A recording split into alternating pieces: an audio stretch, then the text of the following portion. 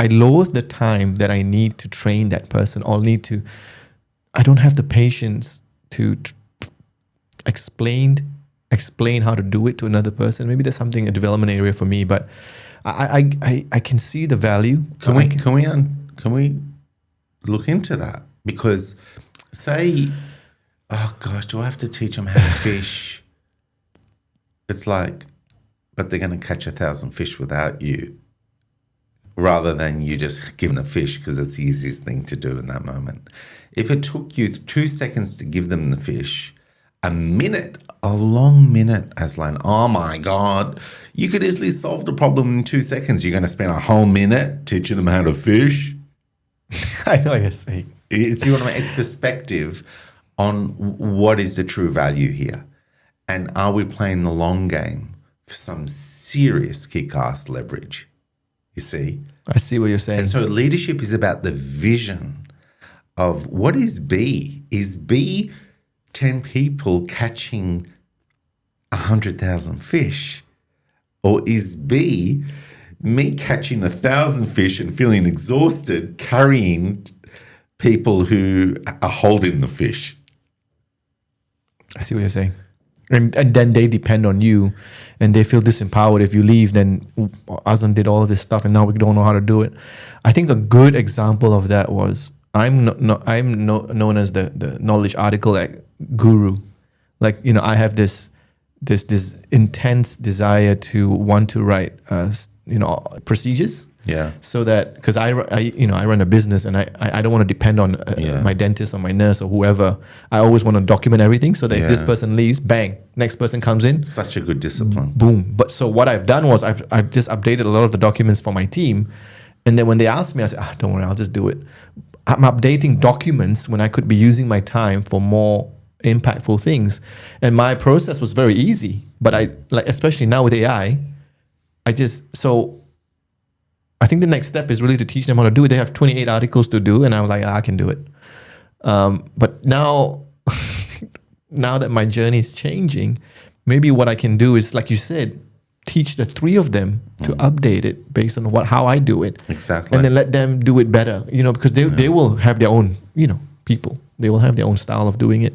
And then I don't have to do it anymore. And it's like, yeah, you're right. It's just that 1 minute, man, of, I don't know, it's so stupid. It's such a twisted perception. But that's what happens to us. It's so easy for the brain to be so selective that it grabs onto the data that narrows the perspective, and then we live it as if that's all there is in this moment. Give them the bloody fish. That's the legitimate decision. But as soon as you can add more perspective data to the equation, suddenly teaching them how to fish for a minute is not an inconvenience. It's meaningful, it's exciting. They then catch their first fish on their own and you're like punching the air with your fist and giving them a high five. That is a higher vibration of celebration than them being grateful to you for giving them another fish. Yeah, I see what you're saying. Okay, then the next step is, I think the problem that I have as well is telling them, hey, how about you try to update it? Like the way I approach it is it's not great because I don't know how to do it. Oh, because you throw them in such a deep end, there's not enough scaffolding to help them join the dots quick enough and learn quick enough? More like, how do I tell them to update their own documents? Like in a nice way, because I find that very confronting. Like if I would say, hey guys, there's 28 here. Can't you guys just do it? Like, it's just a document update. Like the way I do it is really... Yeah, I get you. And look at your tone. It's almost pedestal. As if you're disappointed.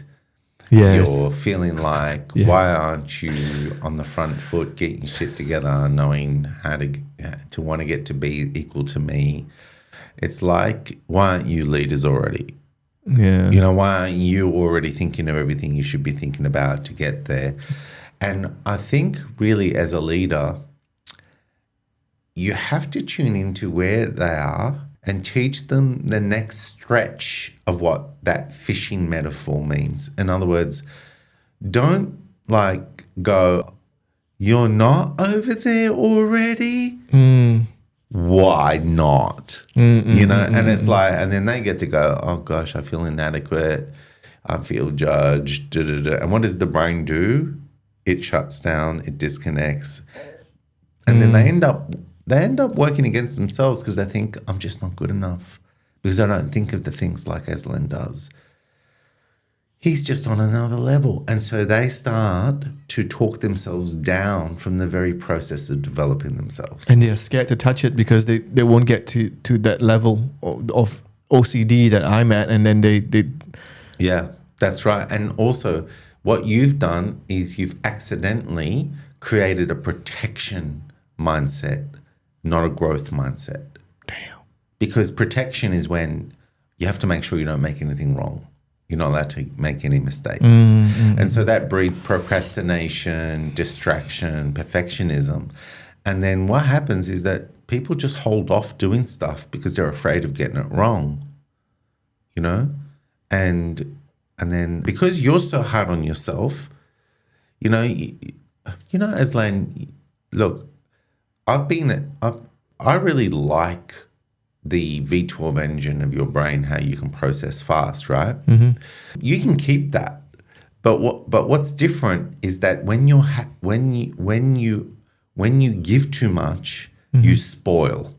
Like if I get a fish, you know what? This has happened to me. I'm always autonomous and I like to build and take ownership of stuff, right? But I remember I was in an environment where every time I went to have initiative, and the guy would be so like needing to make everything perfect and talk textbook on everything, he would paralyze me. And then every time I believed in something and had lived experience, he would cut the conversation and walk away because it's almost as if he just couldn't handle the fact that I could be that autonomous, right? Right. And so in the end, every time I went to do something, I would think, oh gosh, is this going to meet his expectations? Yeah. Is this going to, and then I would literally notice that I was getting paralyzed from action. And so I thought, oh my gosh, this guy had the power to paralyze someone like me who's had decades of initiative, simply because he operates from right and wrong, not from allowing me to work out my way to get there.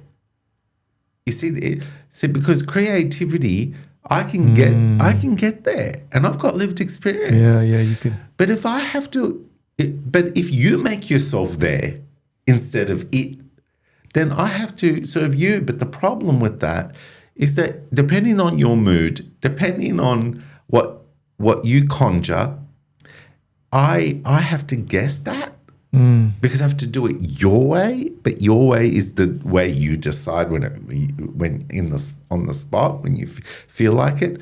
And then here's the kicker on the dark side of that: if that person's identity is about I have to be the person with the answers, and I come to him with a legitimate way to get there, he will feel like he's failed himself if he's not the one with the answer. So then what he will do is his brain will quickly search for the exceptions to the rule of my way. Yep. And he will talk down and trash it and give me another way, but it's opinion, not legitimate fact. And because he will have an intensity to his tone and, a conviction. Can you hear that? Yeah, it's the motorbike. Oh, wow. That sounded like weird how it kind of got picked up like that. Yeah. Yeah. So then that person will literally go out of their way to block and not allow anyone to have a go and show that their way is the best way. Do you know what I mean? Yeah, that's extreme. It is a genuine way, not the best way, but the genuine way. And they don't know they're doing it. Yeah. You see, this is the issue here. This is not a premeditated, I have to pretend I have all the answers. It's their identity has become, if I don't have the answers, I am nothing. Yeah. I can completely relate to that, to be honest. I'm not that extreme. Like, I let people. No, you're not that extreme. But guess what? We're all on that spectrum. Yeah, everybody's. We're all doing it without realizing to some people in our life. Yeah. And the sooner we start to look at where we may be doing it, the better for our growth. Because, look, everything you and I talk about, we are on the spectrum of in varying degrees of intensity. So this is not about this person's this way, that person's that way. It's no. It's just the volume. Exactly. I mean, the intensity levels. Yeah, absolutely. Yeah, it's very interesting because how this relates to feedback is, it's come full circle, hasn't it? Like, what is the meaning of success? And feedback is, if you're looking at developing your people, building your people, then that's the tool that you use to get to a point where you can celebrate together. That's something that I have to work on. Yeah. And I've always... That's your B destination. Yeah, that is my B destination. I need to improve my way of giving feedback and make it more regular. Literally doing it more regularly, but not to a point where it feels like, what the hell, Azlan's a creep. But more like... He's stalking me. He's over my shoulder going, oh, I like the way you did that. Oh, you typed so well in that Outlook email. Wow, like, how did you learn how to type so fast? It has to be meaningful. It has to be meaningful. Azlan, you're giving me the heebie-jeebies. Get out of here. No, I can imagine it can get really awkward really fast if it's not genuine. But also I can see this approach aligns with my value of feeling better, because giving good feedback is you focusing on the positives and makes you feel better at work as well. Instead of looking at, Donald Trump and the tariffs and all that stuff, people talking about that, you can go, what can I say good about this person? Let's see what. Yeah. Our biggest dilemma as humans is that we'll take something good as a principle, and then the ego turns it into a tactic for manipulation. Right. Right. So what's good is feedback. What's good is obviously genuine feedback, so that people are fed what they need to grow. to keep doing what's working and to then change what's not, right? That's the premise. It's a fundamental. It's lock it in, Eddie. It's brilliant, right? Right. But what the ego then does is goes, oh, if I champion feedback, I will be adored. Yeah. Well, then I'm going to give the people lots of feedback. Oh, that's off. And so it turns into a tactic, and then it becomes lip service. Yeah. Right. I know what you're saying. Yeah. So I remember doing a workshop decades ago on feedback. Really? Yeah. And the guy said, that's interesting. Yeah, the guy said that you need to give genuine, specific feedback for constructive and negative, because then it will carry the credibility and the authenticity of it, and you will not be trapped into the lip service. It's like, oh, great job, well done. Yeah, I know. That really doesn't land, does it? Doesn't land. It really doesn't land. Yeah, I think I'll work a bit more on that. Maybe I'll do one good feedback a week. I think one good feedback every 2 weeks. No, but see what you're doing a top down on that. Oh. You see, you want your intuition, right? You want to feel in to the situation and feel the nuances and then respond from there, because then you're in touch with the details and you leverage the details, and that's where the credibility exists, right? Right. So, for example, say someone does something and you like it a lot. You really do. Yeah. It's your job to find out why you like it. Right. Got it. Yeah, because initially you do like it, but it's all fast. Your subconscious connects to the value of it so fast that you have to get your conscious to catch up to why you've recognized it's such a great report or whatever job.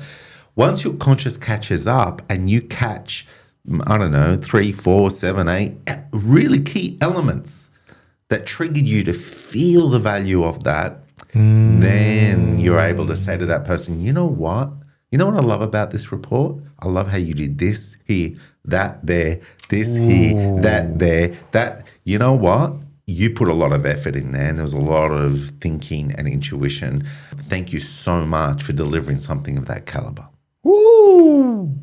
That is the best.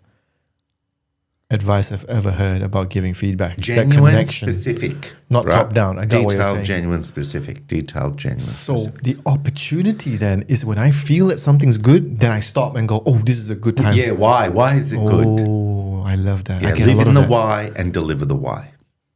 Damn, I can do that all day. I know.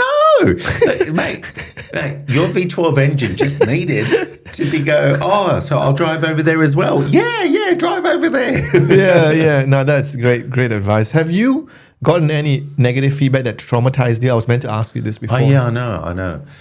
I definitely have, but let me see if I can think of it. If I can't think of it now, I might pop later while we're talking. Would it even be worth going back to those? Is that question even the right question to ask? Because it's going to generate emotions and like And one of my earliest failures was my HSC result, high school result, right? failures. Yeah. What do you mean? Well, what happened was I was always like top 3 in my class across all the subjects. Really? Yeah, 3, 4 of the subjects I'd be first in the class, And I remember physics, I was 16 out of 18 on the first test, and it shocked me because I'm never at the bottom of anything. And so I went and freaking bought books outside of school and taught myself physics, and then ended up back in the top number 2. And guess who was number 1? An Asian Azlan. Physics. I was gonna say, how did you get top 3? Like, You're not Asian. it reminds me of karate, right? I was doing Taekwondo, got to provisional black belt, and in competition, I'd always come 2 and get the second trophy. And who beat me? A freaking Asian Azlan. Yeah. Yeah, you know what? I don't know why I'm doing this co-host with you. You should be triggering me and traumatizing me. Just me being here. God damn it, you got number 1 for physics. But anyway, I say this because it made me complacent. Like I was top. It made me think I was good enough, but I was in a disadvantaged school, high school, right? And so I got scaled down 48 marks in my HSC. Oh, because of the school, the average. It scaled me down, and I remember I was not disciplined. I would study, the last days of an exam and not really stay on top of everything. And I'd be leading everything, and then people would perform better than me in some of the exams, and they'd be shocked they beat me. And I was so disgusted in myself. And I remember I was on a train because I was working somewhere, and then the results were given to me. And I remember seeing those results, and it was like you kicked me in the guts. Oh. And I was on the train. I could see my reflection in the window of the train. I had never seen such self-loathing on myself through that reflection as that day. What prompted that deep pain? Because everything around me had built me up as some golden boy. Right? And then the reality was I was far from a golden boy. Right? Ouch. And I had invested my identity in being some bullshit golden boy, but I was in denial of my lack of discipline and, just not really engaging, right? So that was probably that feedback of an exam result to slap me around. That really hit me hard. How do you think that moment changed you, though? Was that then your fascination of going into being a work in progress? Like what? Yeah, well, it's very interesting because I got accepted into a university, and I had forgotten what uni I had applied for because I was just copying my best mate's preferences, and we had similar interests and, communications degrees he was into, and I ended up, my 5th preference was what would impress my parents, electronic engineering. Like not 1 ounce of that was really my interest. And I remember being, sent a letter from Macquarie Uni, and it said, you've been accepted into this Bachelor of Arts, blah, blah, blah. And I'm thinking, what is that? I had to reread the brochure on what the hell the degree was that I was accepted in. So then, because I was brainwashed into thinking uni is important and if you get given an opportunity, you should go, I did go. But then I was told that although you had applied for mass communication, you didn't get the scores because you needed like a law degree, HSC,